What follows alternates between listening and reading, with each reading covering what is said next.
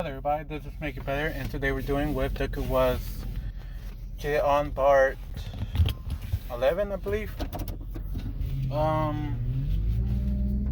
Didn't expect this, but I'll do it anyway. Now, where should I start? Where I left off, I guess. This is 18 plus. Do not listen to this, and this is more for my enjoyment and free range of all of this. With all of this said, let's get into the story. Now, when Zuko is going back at it again for the third time, and this time Ryoku is enjoying herself all to a well, she's finally going to ask him if he could do it in her pussy. He does, but this time with a condom because he's very prepared. They were going at it for hours, and I do mean hours. And she grabs, basically what's going on now is what he's done to Miracle. Now, she forgot to lock the door, but it's been hours, so they expected no one to come through. So Zuko is now on the couch, laying right next to her, dick out where everybody can see, and just kind of flaccid. Still hard, but down, droopy. And Desiree, she walks right through the door as Ryoku was giving Zuko a blowjob. Desiree has no idea what to say, but she just screams and runs out. Ryoku says shit and called for the office, telling Desiree to come back. A few moments come by, Zuko finished off. Ryoku was given the last treatment, and Zuko finally came. After that, he got dressed, and she got dressed into something more casual. Zuko's just sitting there waiting, until Desiree comes by and said, "You need me, Miss Ryoku?" As she said yes. I'll need to explain what has happened. And Desiree said, well, Ryoku said, first, come into the office, not through the door. I don't want more people to know. Desiree does. She opens the door, closes it, and turns it over, and sees Zuko fully dressed, with drinking some water, and he looks at her and said, "Oh, hi," and goes back to drinking his water. So she focused more onto Ryoku and asked her, I'm sorry that I walked into on you guys on your private lesson. She never done it. Well, she heard of it, but she never really focused on that. She was more focused on being a hero. Ryoku said yes, but it was more of a stress reliever, and she gives some chills down her spine, saying, "And that stress is finally gone." Zuko Midoriya. Zuko turns, say yes. You have free range like how Desiree has it in here. Godly, I can't fucking speak. Desiree, can you please show Zuko around on the building? On the building. Desiree said, okay. She's not really mad that she worked so hard to get to that level, that someone else got to that level just for fucking her. But she doesn't mind. After a few moments, she got herself composed and more calm than usual, and started becoming more her usual self, being more bubbly, and asking Zuko about his quirk and what he does, and trying to block out that little image. And Zuko answered most of her questions at the same time as she asked them. Right when it leaves her mouth, Zuko answered it quickly. He's matching her energy to the point where she's feeling more comfortable.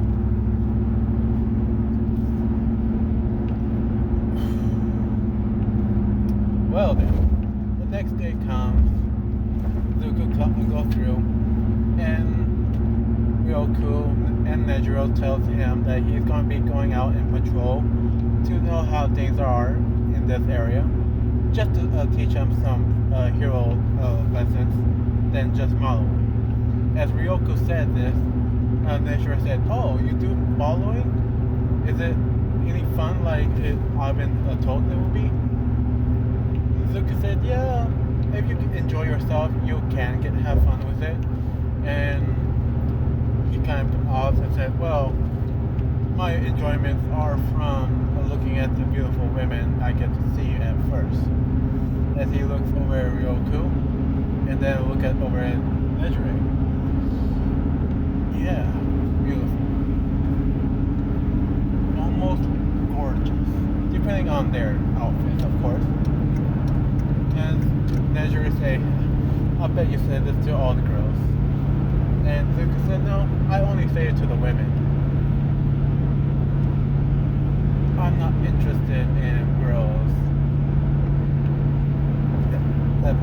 that act childish or play a bunch of games. I'll say how it is." Nejire gets some parts, but not all of it. Zuko get dressed into his hero costume after doing some modeling for Ryoku for her future plans. It's gonna be coming up soon. So he gets dressed and goes out. Ryoku said, "How about we go to a different city since here is already been taken care of by her agency?" So they do, and they go to Hosu. This is where they're actually on the road, not on on the train. And with this, the Nobu attack happens. Everybody's now fighting against these Nobus coming out of nowhere, seemingly from the sky. So Ryoku turned into a dragon and started flying and taking down some of the Nomu started flying. And Nejire and Zuko are taking care of some others. And Zuko is powering up to 25%. Yes, just because he was modeling doesn't mean he wasn't training. He was just not focused on that as often. But with the workout that he had with Ryoku, he went up from 20 to 25%. And took it with that much power, he's able to take down these Nomus. She's saying, Nejire is saying to only knock them out. We have no idea if they're able to, or they're just controlled. Zuko said, "No, these are the same from USJ. They are not human." And he takes one down and killing it. Nejire, for some reason, is a little turned on by this. The way that he wiped away the blood off of his face and his shirt looked so hot.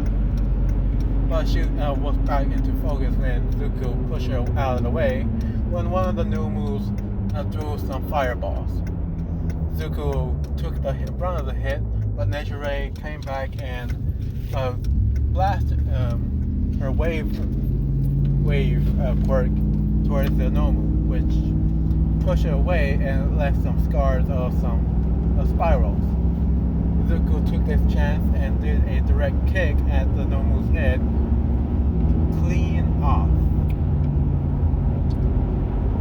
Zuko congrats, thanking her for moving out of the way, but she said, "But you moved me out of the way." And Zuko said, "Yeah, but it's nicer this way." Zuko hears some screaming and starts going towards it. Nejire was more focused on... Sorry, I'm going to have to scream, yell louder. Desiree had to be more focused on more no moves that are taking hostages, and she's taking them down quite easily.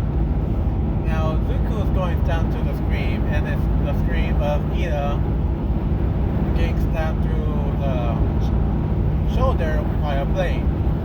After this, Zuko, oh sorry, I have to slow down. Going from 80 to 75, 70, damn, it's going slow.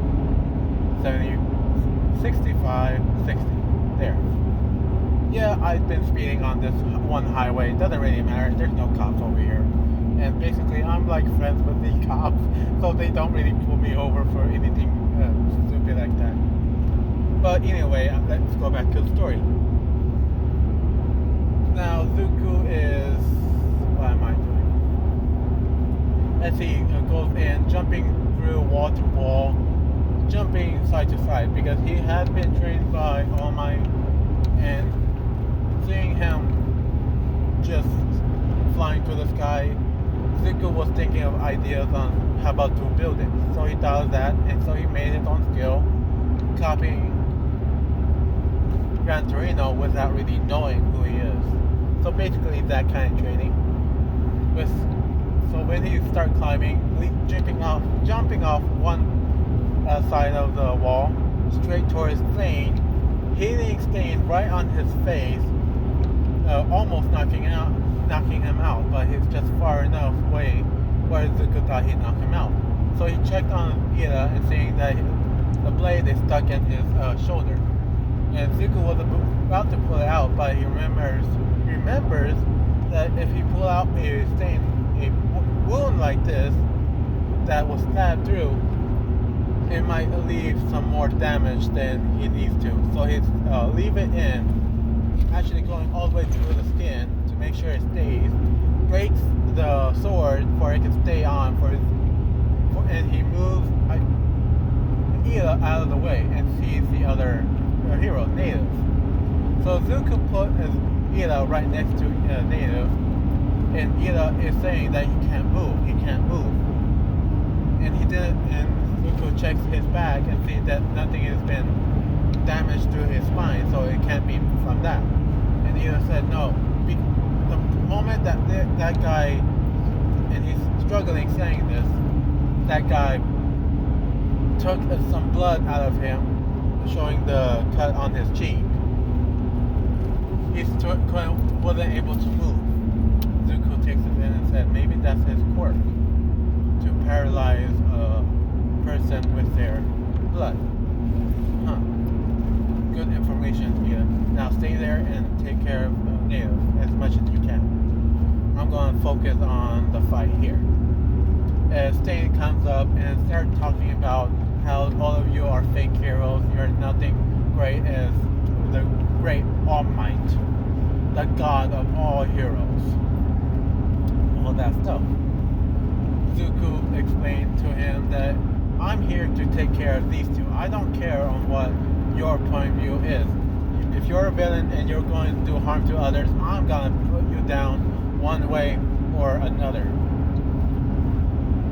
Stain takes this as a challenge and start waving his swords and juggling them, his knives as well.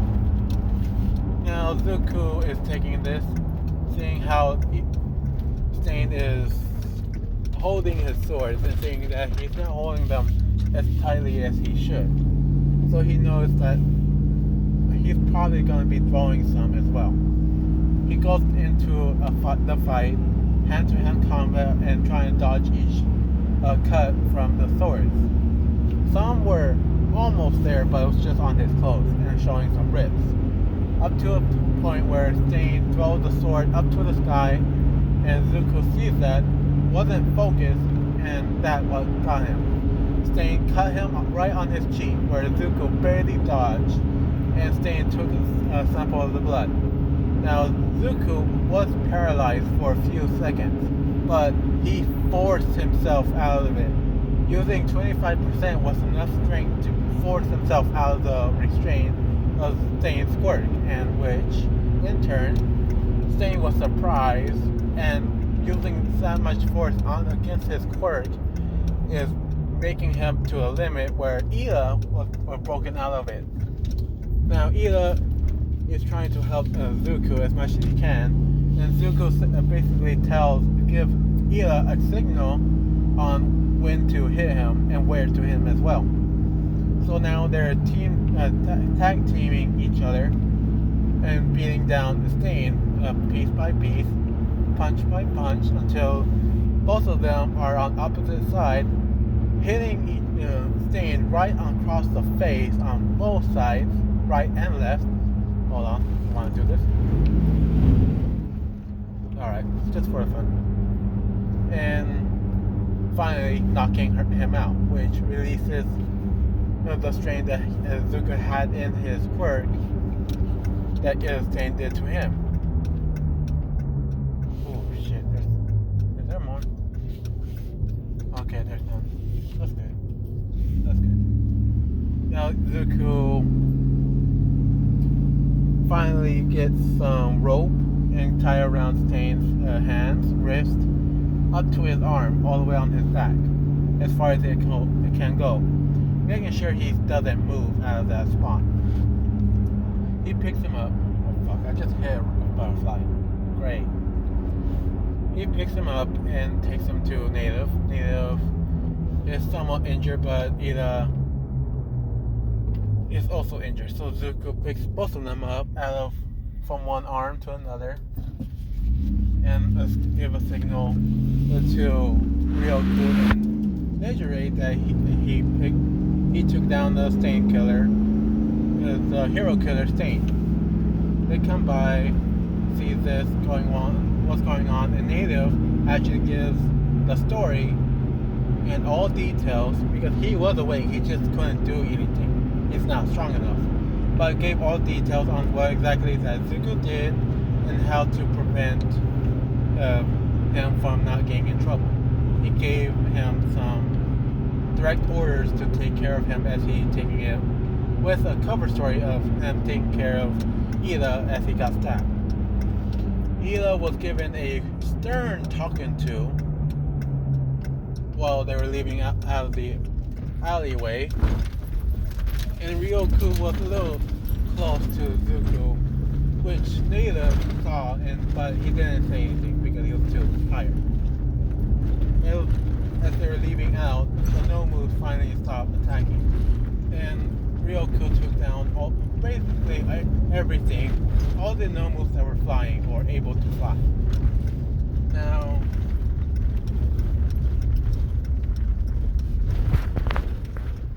sorry, I misclicked. If you saw something, it's for the probably next videos. Now, where was I? Now they're over at the hospital. Zuko's getting taken care of by a very pretty nurse, and Zuko's just getting very seductively, and oh crap, shit, I'm not ready. So much money. Okay. Yeah, I guess I'll park here. Now, sure, yes, no, yes, no. Okay. They're over in the hospital. Zuko is finally talking to Ida about how he should stay strong for his brother instead of going, and he smacked him a few times in the face, saying that you're a freaking idiot for going after the Stain, the hero killer that was able to take down heroes by himself. What were you thinking on were you thinking of actually beating him, or was it all just by pure rage? I want to know what was in your head. And Ida couldn't say anything because Zuko was right. It was stupid to go up against Stain, the hero killer, by himself, even though he's a son of a very strong pro hero family, he's not a pro, so he couldn't handle himself. Zuko said, "You're lucky that I heard your scream." And the other said, "I didn't scream." Zuko said, "No, I heard your scream. I know for sure. And that's how I was able to find you." Ila is just sitting there and thinking, I didn't scream. I yelled. I didn't go out and yell louder. But Zuko ignores that. He did not call for backup because he had backup already. A few more days has passed. Ryoku did some more special training with Zuko. And Nejire kept it a secret from everybody else. But she got into a habit of listening in all of this as it was going on. And she started to touch herself as well. Now, one moment. It's the last day of the internship.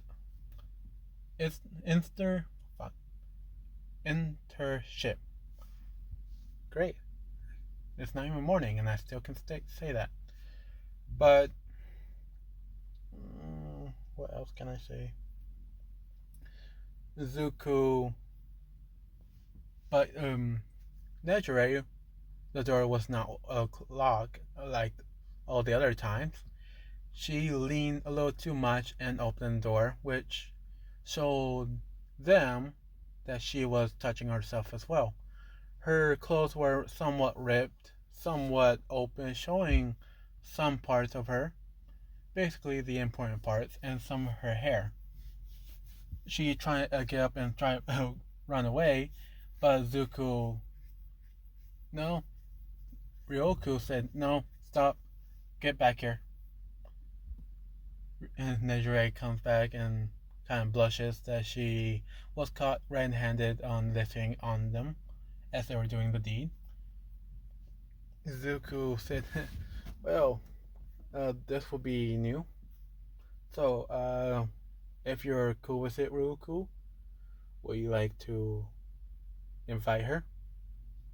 Roku takes Nejire's hand and shows her how to take care of a man's dick. Ryoku told her to open wide and lick it like a lollipop and then take it in as far down as you go and going back and forth. Now, Nejire is somehow a natural to this, to a point where she's taking in the full 10-inch dick in her throat, in and out, somewhat squeezing it as well. A little bit biting, but more squeezing. And Zuko is saying that he's coming, and Ryoku told her to spit it out and hold her hands, but Nejire didn't do that. It was already too late. He came into her mouth, and she is drinking every single drop, which impressed Ryoku very much because she's not able to do that just yet. But Nejire was. She has some heart in her eyes, and she really wants to go further. Zuko sees that he only has one left and said, "Oh, I'm sorry, Ryoku, but this is my last one. I guess we're going to go raw." And Ryoku said, "Only on me. I don't think Nejire should handle you raw." So Zuko understands, put his condom on, and said, "Okay, now Nejire, please lay down." She does on the floor. She rips her hero outfit, only the important parts, and spreads them out with her hands, and with a very happy grin, said, "Please, I want it."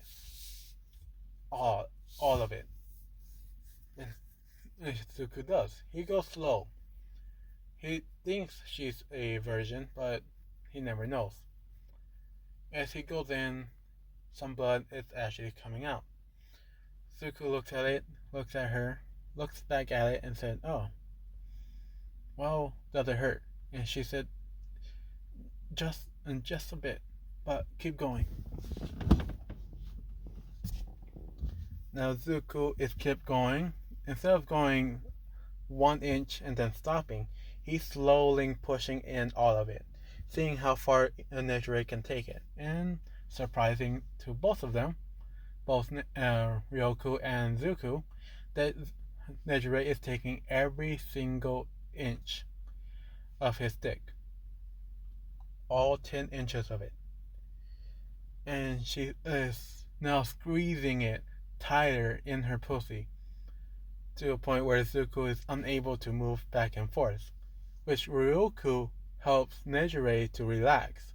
She's touching her in certain areas, and Zuko's just rubbing her on her clit, and Ryoku's touching her on her boobs and her mouth, and also kissing her. Tongue to tongue action, and it's going on real long, where Zuko's heart pumping even more, and he's pumping in and out, faster and faster, where to a point where Nejire is breathing and moaning louder and louder. At this moment, the door is locked, this time for sure. She is coming out. She's coming. She says she's coming, and is now yelling that she's coming, and she is twitching throughout her whole body, from her head to her toe, and finally to her pussy, tightening up with Zuko, and Zuko finally came, filling up the condom, expanding almost like a balloon into her vagina. I can't say that word for some fucking reason. I can't say it. And she is feeling all the warmth coming from the inside. And she's just clothing it in even tighter and tighter to take it all and every last drop of it, even though it's just a condom. After a few moments, she finally took a breath and she passed out. That was her best, last, and enough energy to do it. No, it's not. Okay. And Zuko took his time on cleaning her up on the rest of her areas that she needed to be clean. Ryoko helped out as well. Now they're making out in many different positions. Ryoko asked Nejire to clean her out as well. And Zuko cleaned out Nejire, and Ryoko cleans out Zuko. Every last drop. Now, after that day has passed, Zuko finally is going back to the dorms. Now, this is going to be the end of the video, and the next arc is the heroes, the pros versus the kids, and their studies. Now I'm going to end it at this video. Thank you for listening. I have somehow got used to talking about this, and I just need to make sure I'm doing it with an 18 plus crowd. And you guys like this stuff so much that I'm going to keep going. Yeah, I think that'd be enough surprise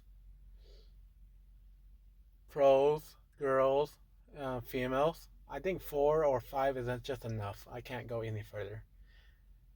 But thank you for listening. Have a nice day, and goodbye.